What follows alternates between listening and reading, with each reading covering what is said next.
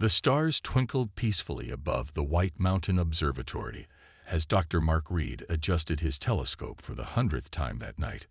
The cool autumn air bit at his fingers as he typed numbers into his computer. He had spent 15 years searching the skies for signs of alien life, and most people now called him crazy. But tonight was different. His computer screen flashed red. At first, he thought it was another error, like the hundreds he had seen before. But this signal was unlike anything he had ever seen. It pulsed with a pattern too perfect to be natural. Tom, get in here," he shouted to his assistant, who was dozing in the break room. The young man rushed in, coffee cup still in hand. "What is it?" Tom asked, rubbing his eyes. "Look at this pattern. It's not random. It's not from Earth. It's—" Dr. Reed's voice trailed off as the signal suddenly grew stronger. The computer screen went completely black, then lit up with symbols that looked like flowing water. The symbols transformed into English words before their eyes. Both men stepped back from the screen, their hearts racing. The message was clear and terrifying. "To the species of Earth, this is the Galactic Council. You are here by to within your solar system. Do not interfere the HFY beyond your borders. This is not a request." Within hours, every screen on Earth showed the same message. Phones, computers, televisions. The aliens had hacked them all. Panic spread through cities as people realized humanity was not alone, and their first contact was a warning. At the United Earth Defense Force headquarters in Geneva, Captain Lisa Stone stood before the Emergency Council. Her uniform was crisp, her expression stern as she addressed the room full of worried officials. "The signal comes from a quantum beacon placed at the edge of our solar system," she explained, pointing to a holographic map. "Our best scientists say it's been there for at least 100 years, waiting for us to become advanced enough to detect it." "Are we facing an invasion?" asked one of the officials, his face pale. Captain Stone shook her head. "No, this is something different. The message mentions a conflict, a war we know nothing about. They're not threatening us. They're warning us to stay out of it." "But why now?" another official demanded. "Why send this warning at this exact moment?" The captain pulled up another image, this one showing Earth's latest space achievements. "Because of these," she said, pointing to the new fusion-powered ships being built in orbit. "We're on the verge of developing true deep space travel. They know we'll soon be able to reach other star systems." The room fell silent as the implications sank in. Humanity had dreamed of reaching the stars, but now they knew the galaxy was a battlefield. The dreams of peaceful exploration were shattered. Dr. Reed was brought to the headquarters to help decode more of the signal. As he worked with Captain Stone, they discovered small fragments of data hidden within the message. Images of massive space battles between strange ships, star systems reduced to dust, and weapons that could tear planets apart. "Look at this," Dr. Reed said late one night, showing Captain Stone a particular sequence. "These two species, they've been fighting for thousands of years. The destruction it's beyond anything we could imagine." Captain Stone studied the images, her military mind already analyzing the tactics and technology shown. "We're like children who just discovered we lived next door to a war zone," she said quietly. The next day, Earth's leaders made their decision. They would officially acknowledge the warning and promise to stay within their solar system.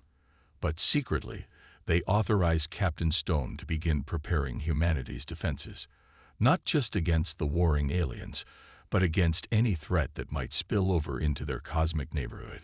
As Dr. Reed walked home that evening, he looked up at the stars. They no longer seemed peaceful. In their cold light, he could now imagine distant battles raging, and he wondered how long Earth could really stay out of a war that had already reached their doorstep. 3 months after the warning, Captain Lisa Stone stood on the bridge of Earth's newest spaceship, the EDS Mercy. Through the massive window, Jupiter's stormy surface swirled below them. They were testing the ship's new engines, staying carefully within the solar system as promised. "Captain, we're picking up strange readings," said Jack, her sensor operator. His hands moved quickly over the glowing controls. No, 3 large objects just appeared near Europa. Before Stone could respond, space itself seemed to tear open. 2 massive ships emerged, firing bright beams of energy at each other. A third, smaller ship trailed behind them, smoking and damaged. "Battle stations," Stone ordered calmly, though her heart was racing. "But do not power weapons. We're observers only." The crew watched in awe as the alien ships danced through space. One ship gleamed like crystal, shooting beams of pure light. The other rippled like a storm cloud, launching what looked like lightning bolts. The damaged ship between them was hit again and began spinning toward Europa's icy surface. "Captain," Jack said quietly, "I'm picking up life signs on the damaged ship. They're fading fast." Stone knew the Council's warning. She knew the rules. But as she watched the ship falling toward Europa, she also knew she couldn't just watch people die, alien or not. "Launch rescue shuttles," she ordered. "Tell medical to prepare for unknown alien life forms. And get Dr. Reed up here now. We'll need his expertise." The EDS Mercy moved swiftly but carefully toward Europa. The 2 fighting ships were so focused on each other that they didn't notice the human vessel approaching the crash site. The damaged ship had broken through Europa's ice, creating a massive crack.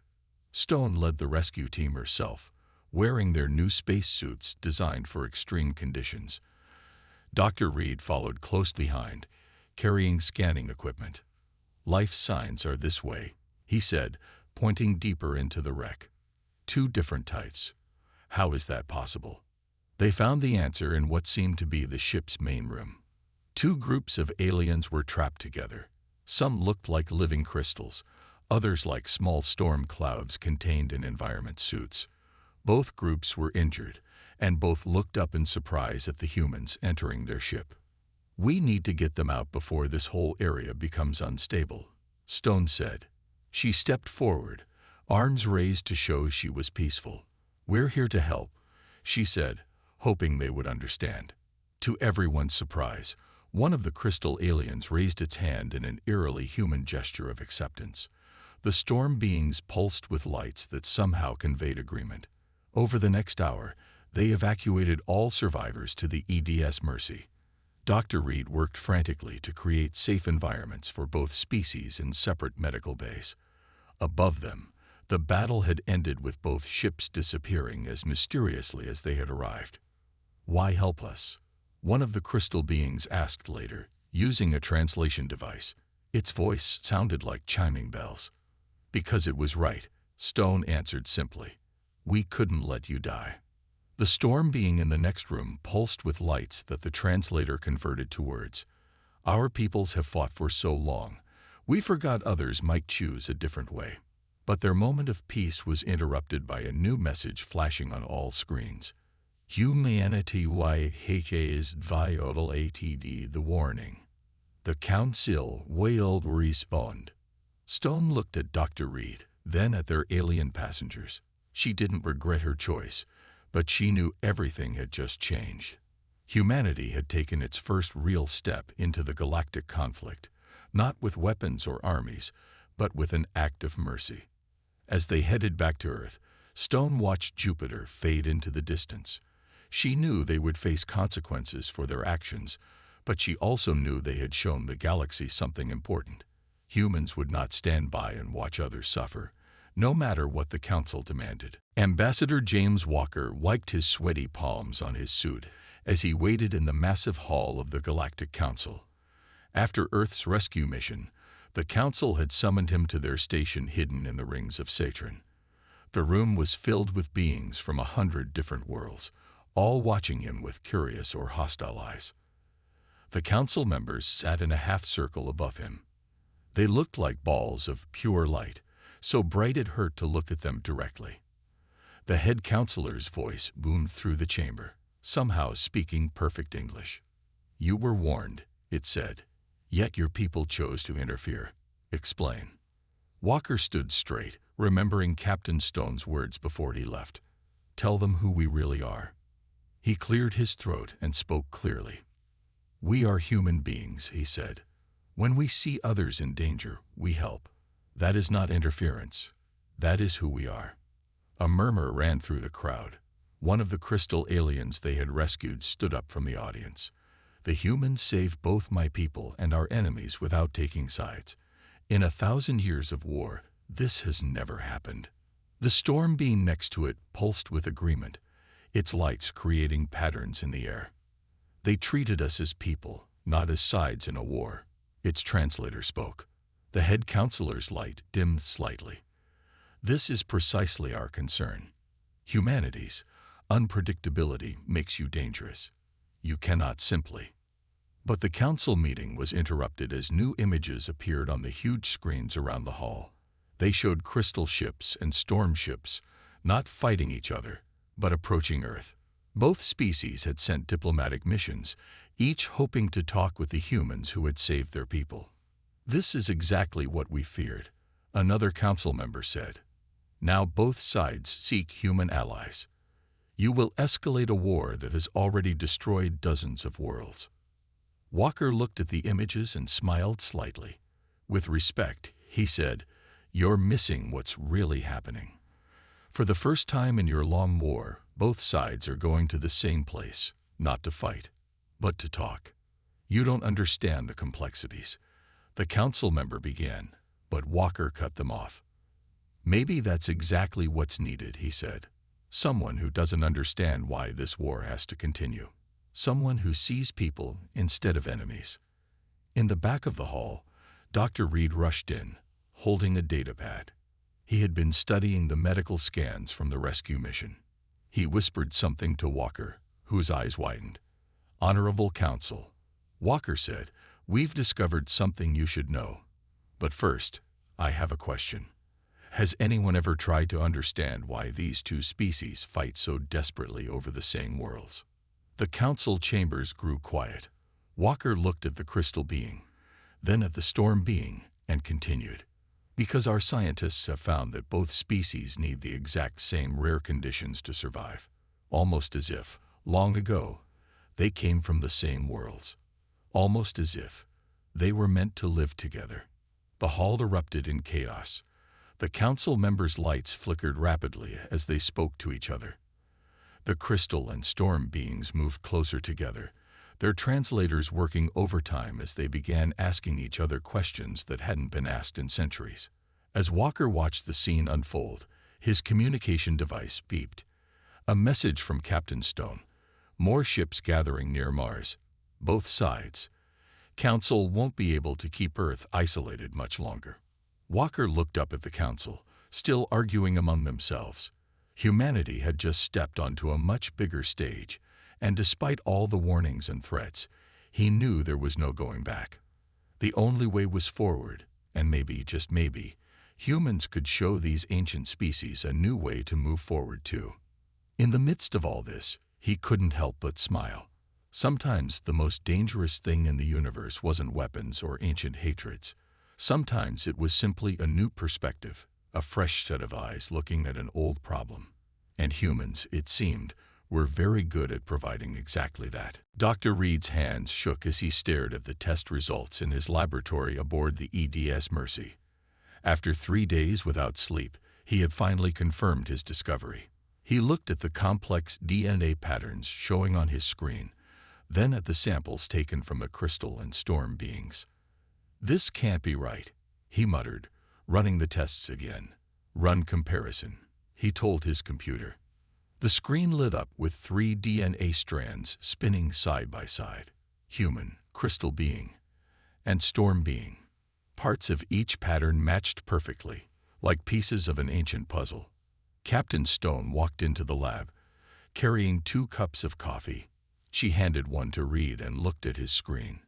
Tell me what we're looking at, she said. Captain, Reed said, his voice excited despite his exhaustion. Humans aren't just random bystanders in this war. Look here. He pointed to matching sections in all 3 DNA strands. Earth wasn't just another planet. It was their home too. The doors slid open and Ambassador Walker rushed in. After his confrontation with the Council, he had returned to the ship to see this evidence himself. "Are you absolutely sure?" he asked. "Run the tests 50 times, Reed said. All 3 species, humans, crystal beings, and storm beings, we share ancient markers. Earth was once a planet where all of us lived together." Stone set down her coffee. "But how is that possible? And why didn't they know this?" Reed pulled up more data. "The war is so old, they'd forgotten their own history. But Earth's conditions, our gravity, our atmosphere, our magnetic field, they're exactly what both species need to survive. That's not a coincidence." Before anyone could respond, alarms blared through the ship. On the main screen, they saw 5 Council ships appearing near Earth's moon. Their message was clear and threatening. "CEAC all or ECARCH AMMEDIATLY. This knowledge is forbidden." "They knew," Walker said quietly. "The Council knew about this." Stone's face hardened. Of course they did. If these species remembered they once lived in peace, if they knew Earth was proof of their common origin, the war would end, Reed finished, and the Council would lose its power as peacekeepers. More alarms sounded. This time, the screens showed crystal ships and storm ships moving to protect Earth from the Council vessels. The very species that had been fighting for centuries were now working together to defend the planet that proved their shared history. In the lab, Reed kept working, downloading all his data to secure systems. "There's more," he said. "Humans have something unique. Our DNA shows signs of deliberate engineering, like someone combined the best of both species, making us living proof that they can coexist," Walker said. "No wonder the Council wanted us isolated." Captain Stone watched the standoff developing near the moon. "But why engineer humans in the first place?" "Insurance," Reed said. "A backup plan. If the 2 species ever forgot their peaceful past, Earth would preserve the evidence. We're not just witnesses to their history. We're part of it." The ship's comm system crackled. A joint message from the Crystal and Storm Fleet commanders. "We request permission to land on Earth. It's time for us to remember who we once were." Stone looked at Walker, who nodded. She pressed the reply button. "Permission granted. Welcome home." As the alien ships descended peacefully toward Earth for the first time in countless millennia, Reed watched his DNA displays. "Humans didn't just save a few aliens that day near Europa," he said. "We might have just saved entire civilizations from themselves." The Council ships hung back, their threats now empty. On Earth below, millions watched as their long-lost cosmic cousins returned home. Humanity had done more than defy a warning. They had restored a truth that had been buried beneath thousands of years of war. And in that moment, everyone knew. The galaxy would never be the same again. The space station Unity hung like a silver star between Earth and Mars. Built in just 2 months after the DNA discovery, it served as the first neutral meeting place for all 3 species. Captain Stone stood at its main window, watching ships from both alien fleets approach. But something was wrong. The ships weren't following their agreed flight paths. "Status report," she called out to her crew. "Crystal ship weapons are hot," Jack replied from his sensor station. "Stormfleet is charging their lightning cannons. They're not here to talk, Captain." Stone had seen this coming. Old habits died hard, even with proof of their shared past. Both sides blamed each other for forgetting their history, for starting the ancient war. Now they were ready to fight again, right on Unity's doorstep. "Launch the drones," Stone ordered. Her crew looked nervous but obeyed. Hundreds of small black spheres shot out from Unity's sides. The alien ships ignored them, focused on their battle preparations. That was their first mistake. "All drones in position," Jack reported. "Ready on your command." Stone took a deep breath. This was humanity's new solution to space combat, developed by Dr. Reed and Earth's best scientists.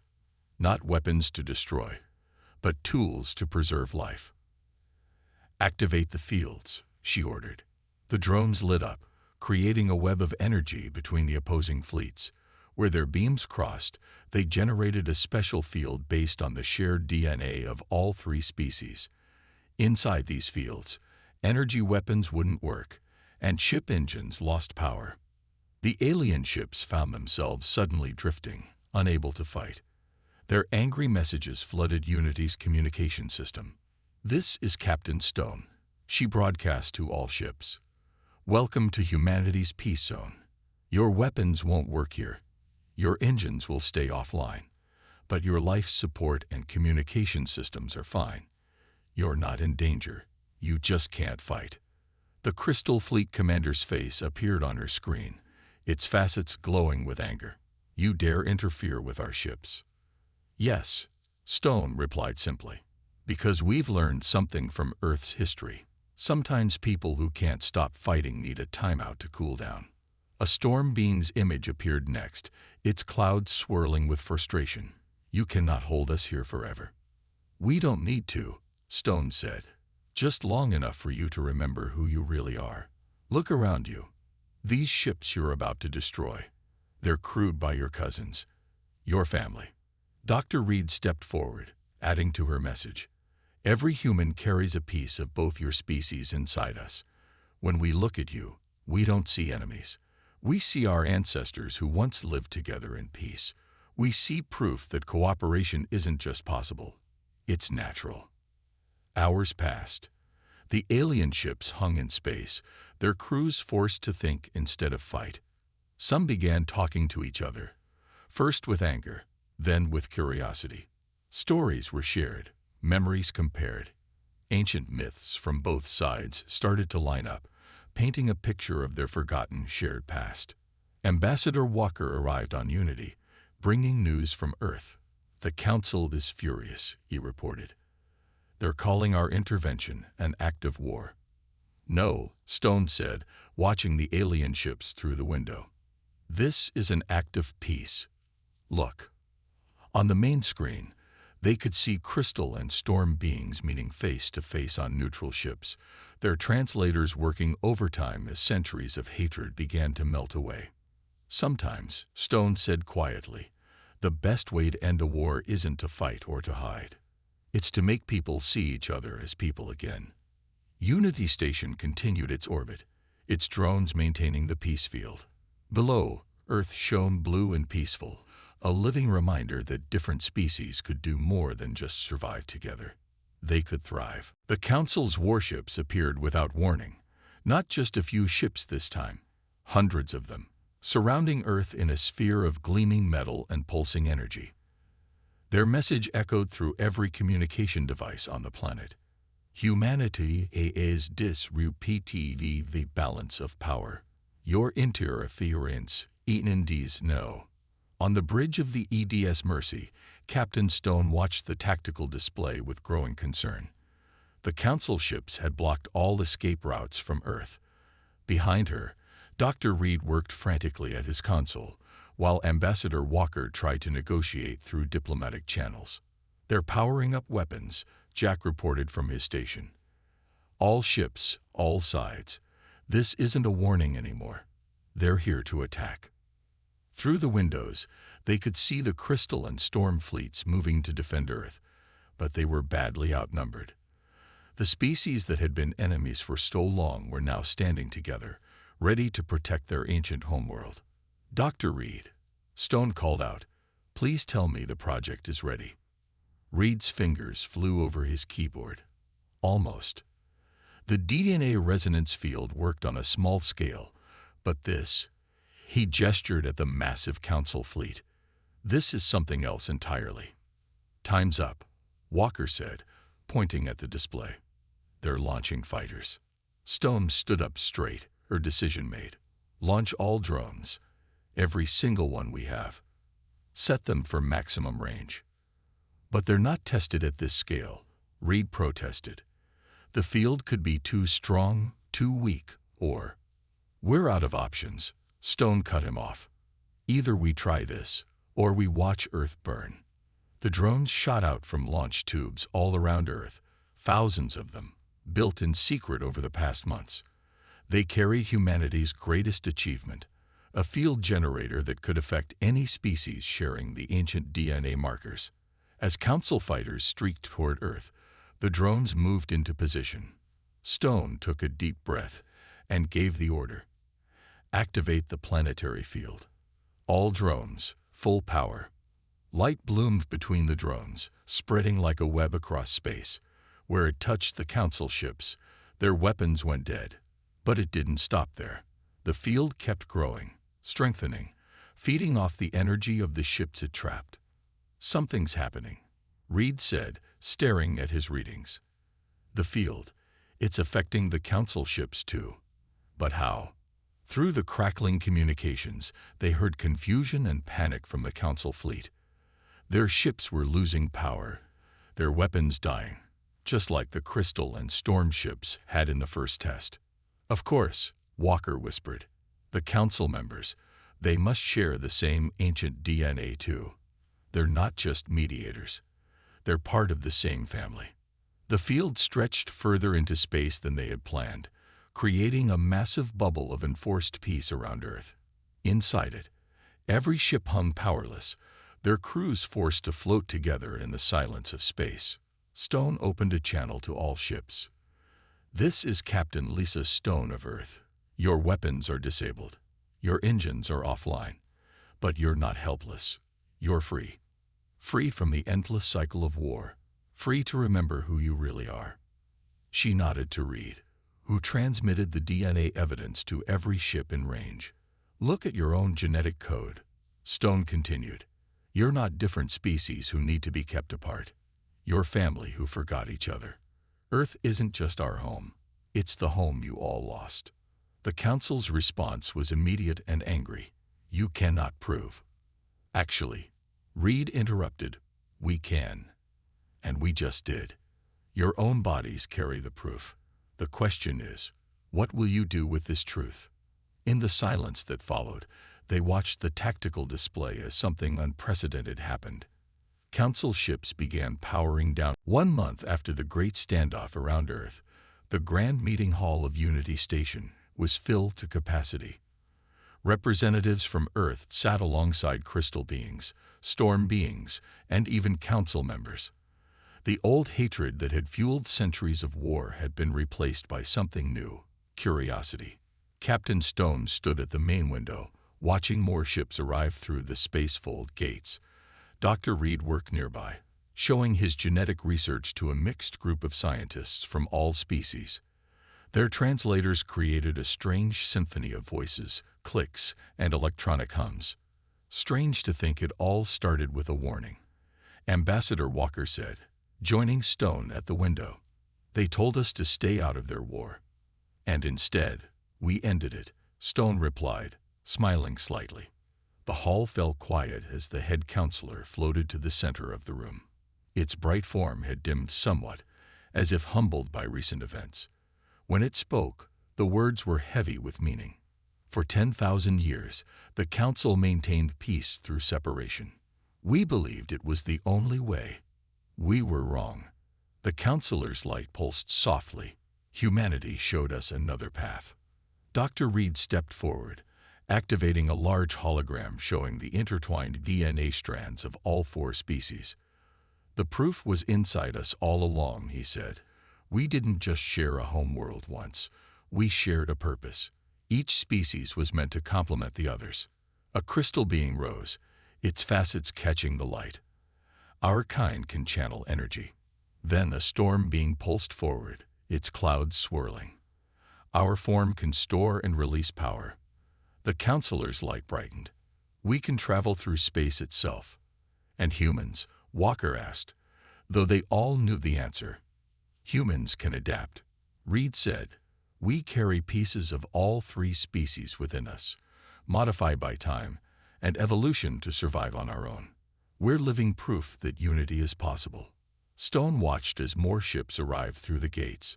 So what happens now? The head counselor moved to the center of the hall again. Now we must issue a new warning. Not to Earth,